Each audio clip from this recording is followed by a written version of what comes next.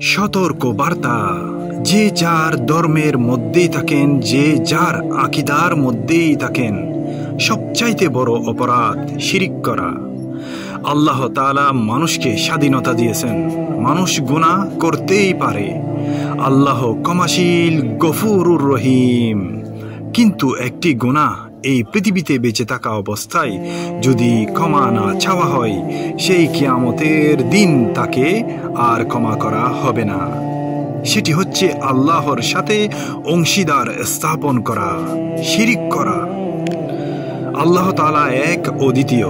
আল্লাহ ছাড়া অন্য কোনো মাহবুদ নেই, রিজিক দাতা নেই। সুস্থ অসুস্থতার মালিক আল্লাহ, জীবনদাতা আল্লাহ, মৃত্যুদাতা আল্লাহ।